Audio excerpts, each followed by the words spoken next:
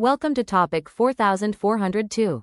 This presentation examines how national climate commitments are translated into local adaptation action, and why that translation is one of the most important governance challenges in climate policy today. International agreements can establish goals, principles, and procedures, but climate risk is experienced in specific places, in neighborhoods exposed to heat, in flood-prone infrastructure systems, and in local land use decisions that either reduce or amplify vulnerability. For that reason, this topic connects global climate governance to city-scale practice. The core question is not only what countries promise, but also how those promises become plans, budgets, implementation tools, and measurable results on the ground. Throughout the lecture, we move from the architecture of climate cooperation to nationally determined contributions, then to local planning, implementation styles, and monitoring systems. We end with evidence from Polish cities and from a global assessment of large city adaptation planning to show what effective adaptation looks like in practice. The lecture follows a deliberate sequence. First, we establish why climate governance matters for cities and why global agreements remain relevant even to local authorities that are not parties to those agreements. Second, we compare the Kyoto Protocol and the Paris Agreement in order to understand how climate governance moved from a narrower, top-down structure to a more universal and iterative one. Third, we examine nationally determined contributions, or NDCs, as the main policy bridge between international obligations and domestic implementation. Fourth, we discuss the enabling role of climate finance and carbon market-related accounting basics, because commitment without feasibility remains only a statement. Fifth, we move to adaptation governance at the local level, policy instruments, implementation styles, and the incorporation of adaptation into planning processes. Sixth, we look at monitoring and evaluation, including national adaptation plans and adaptation tracking approaches. Finally, we use two case studies to understand why implementation quality, reporting capacity, and learning loops matter so much. By the end of the topic, learners should be able to define the basic concepts of global climate governance and international cooperation on climate change. They should also be able to describe the goals and principles of major agreements such as the Kyoto Protocol and the Paris Agreement. A third objective is to explain how wider initiatives, including the European Green Deal and UNFCCC mechanisms, support sustainable development and urban resilience by shaping standards, funding pathways, and accountability structures.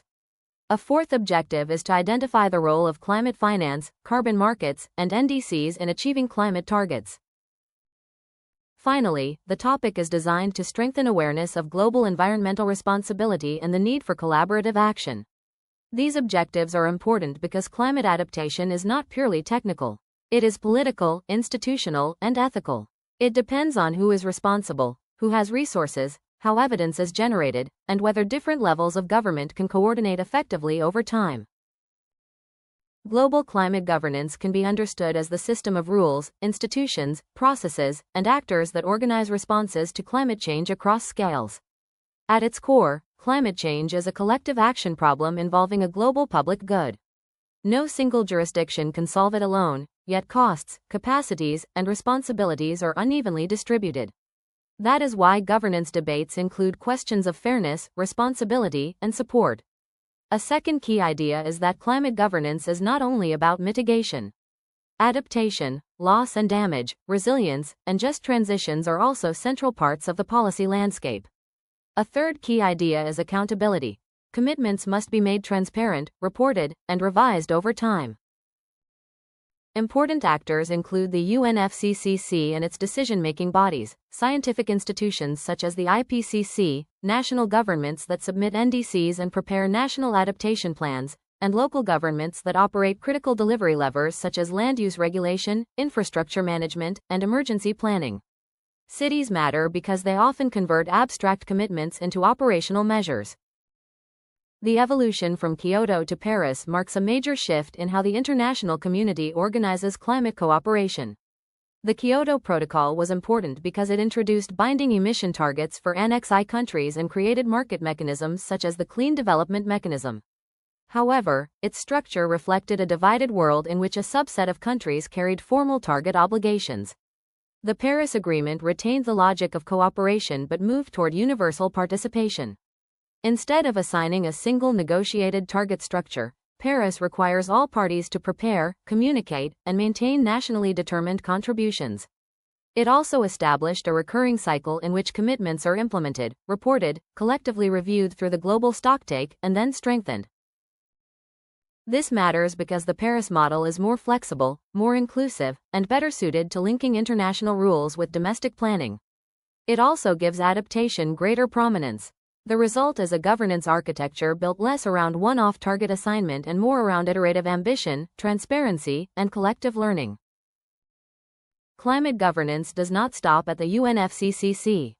Regional and national initiatives create practical enabling conditions that strongly influence what cities and local authorities can do. The European Green Deal is an important example because it frames a broad transition agenda combining policy reform, investment signals, regulatory direction, and resilience-related priorities. For urban policy, that means that climate goals can be embedded into infrastructure funding, efficiency standards, mobility strategies, and development rules. UNFCCC and Paris-related mechanisms also matter because they shape the reporting cycle, transparency expectations, and the broader logic of support. Cities rarely implement adaptation in an institutional vacuum. They operate within national laws, sector regulations, budget systems, and planning hierarchies. For that reason, global and regional initiatives matter not only as symbolic commitments but as structures that influence mandates, finance access, standards, and accountability.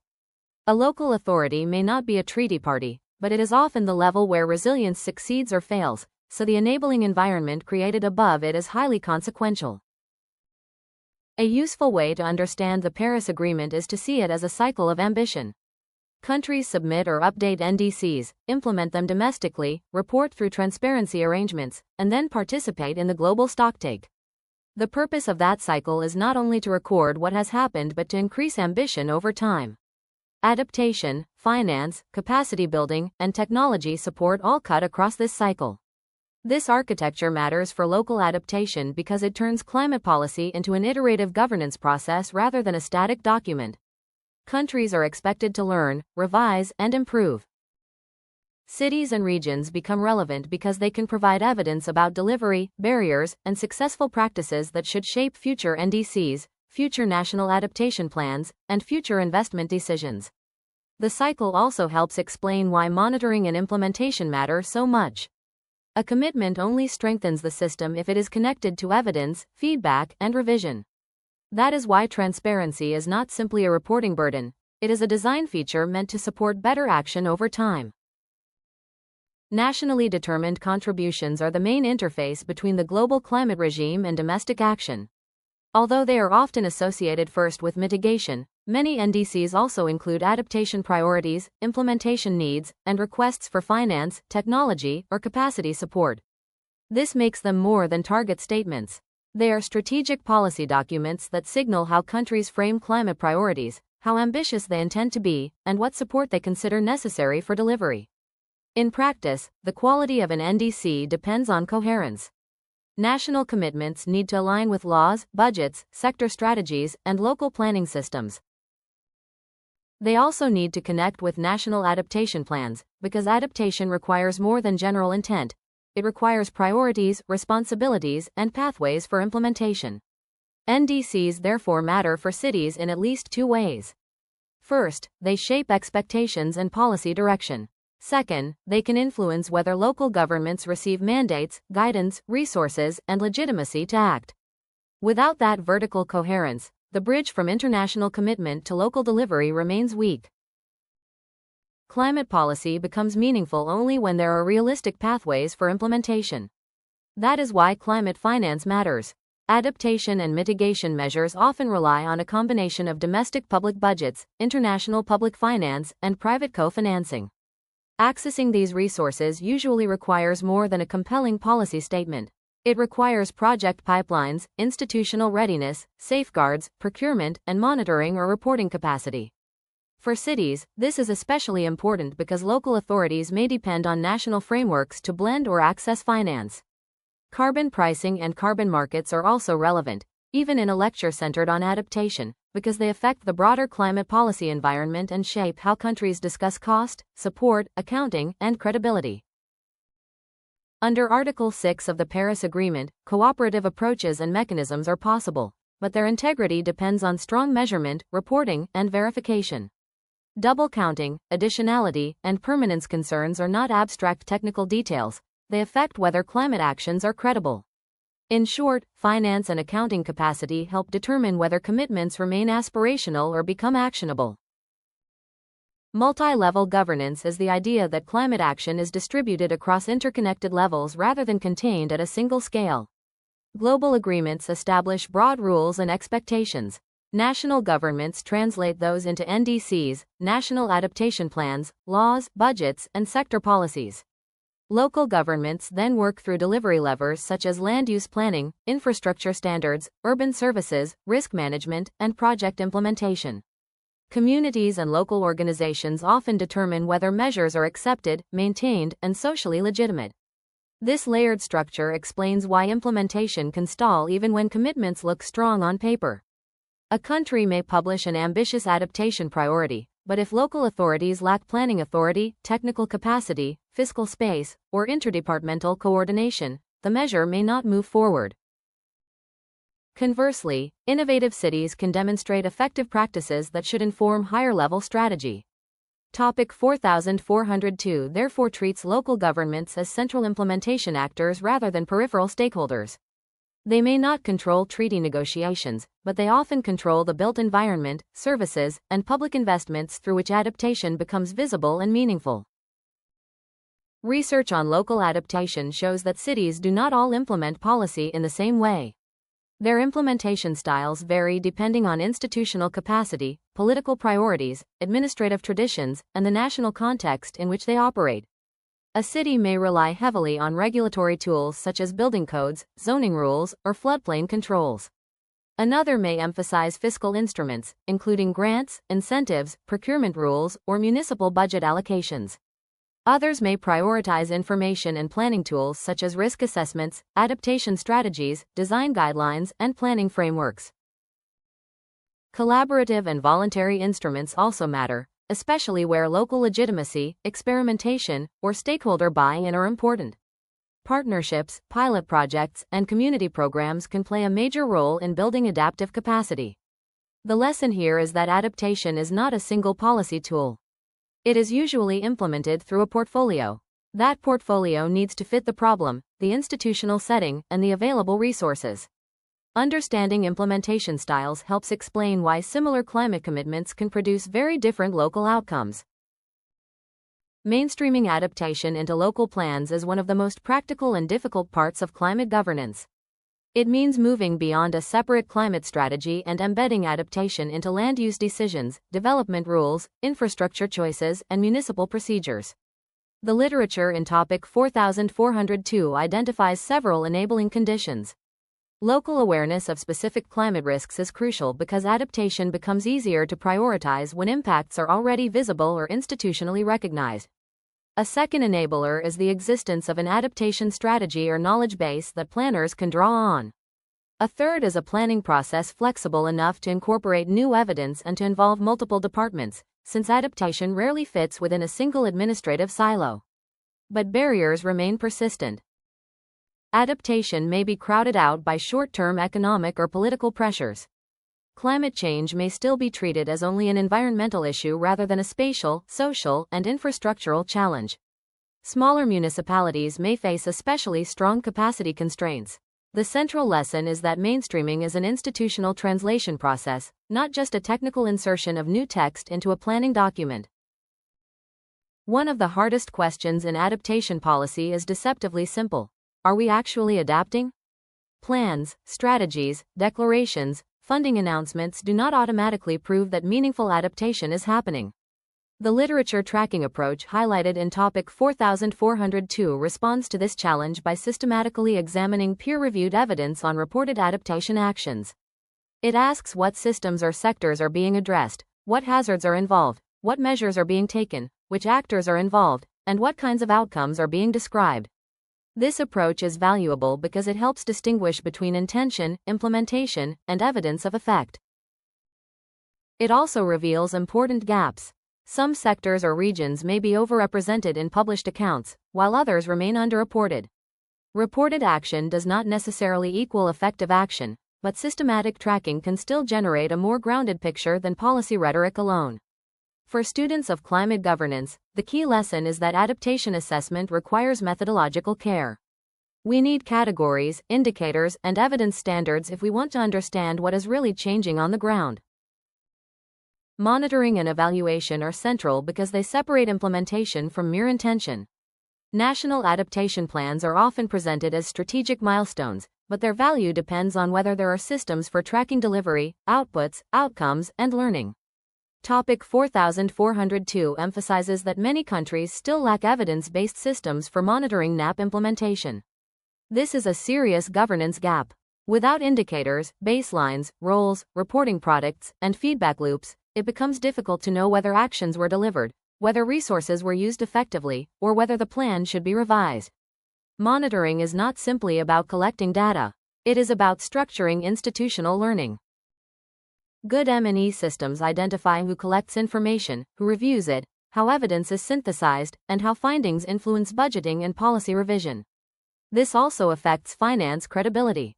Donors, ministries, and local actors are more likely to support adaptation when there is a transparent logic linking action, evidence, and future decisions. In that sense, M&E is both a technical system and a governance backbone for adaptive policymaking. The Polish cities case study provides an important example of how adaptation can be examined through local policy documents and implementation-oriented indicators. The study evaluates major cities by scoring the adaptation content of their local policies, with particular attention to green or nature-based adaptation concepts. This is useful because it turns qualitative documents into a comparable evidence base. The study suggests that cities can operationalize adaptation through environmental strategies, sectoral programs, and broader municipal planning instruments. It also highlights the prominence of green measures as visible adaptation pathways. Another important takeaway is the role of participatory budgeting and similar participation tools. These mechanisms can strengthen legitimacy, improve responsiveness to local needs, and help connect adaptation priorities to concrete projects. The comparative scoring approach also supports benchmarking and peer learning. Instead of treating cities as isolated cases, it allows practitioners to identify stronger and weaker areas of policy design. For topic 4402, the Polish case matters because it shows adaptation not as a vague aspiration but as something that can be diagnosed, compared, and improved through institutional analysis. The global assessment of large city adaptation planning offers a wider comparative perspective. One striking finding is that only a relatively small share of the large cities surveyed reported any adaptation initiatives. That does not necessarily prove that other cities were doing nothing, but it does reveal a serious gap in planning, reporting, or both. Several explanations are plausible: uneven administrative capacity, different risk profiles, weak mandates, limited finance access, and fragmented coordination between levels of government. The case study is especially important because it links local reporting to national and global credibility. If city-level action is underreported or weakly documented, national transparency systems and global stocktakes receive a thinner evidence base. That, in turn, makes it harder to assess progress honestly or to allocate support effectively. The global city assessment therefore reinforces a major theme of the lecture: implementation and evidence matter together. A city can only contribute fully to national commitments when it has both practical adaptation tools and the capacity to document what it is doing. Across the evidence base, good practice in adaptation is not defined by one perfect policy instrument. It is defined by alignment. Strong practice connects national commitments, local delivery mechanisms, finance readiness, participation, and monitoring.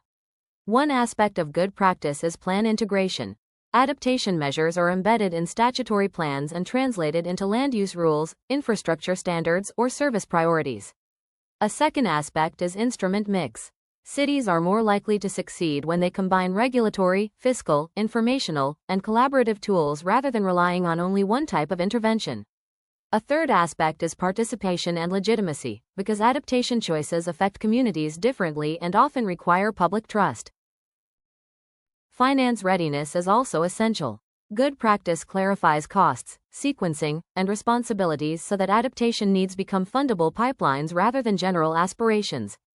Finally, strong practice includes a monitoring and evaluation backbone that feeds into learning loops. Benchmarking, peer comparison, and periodic revision help make adaptation governance cumulative. In other words, good practice is systematic, evidence-informed, and capable of improvement over time. The main conclusion of topic 4402 is that climate commitments become meaningful only when governance architecture, institutional capacity, and evidence systems work together. Global agreements such as the Paris Agreement establish rules, expectations, and review processes. NDCs translate those rules into national commitments, but their credibility depends on coherence, costing, support pathways, and implementation capacity. Local governments often hold the delivery levers through which adaptation is made real, yet they need mandates, resources, and coordination to act effectively. The case studies reinforce two important messages. First, implementation is uneven. Some cities plan and report extensively, while others remain constrained or invisible in the evidence base. Second, tracking matters. Without monitoring, evaluation, and reporting, it is difficult to know whether adaptation is progressing, difficult to learn what works, and difficult to justify future finance. The most important practical question, then, is not simply whether a country has made a commitment. It is whether that commitment has been converted into integrated local action, documented evidence, and institutional learning that can support stronger adaptation over time.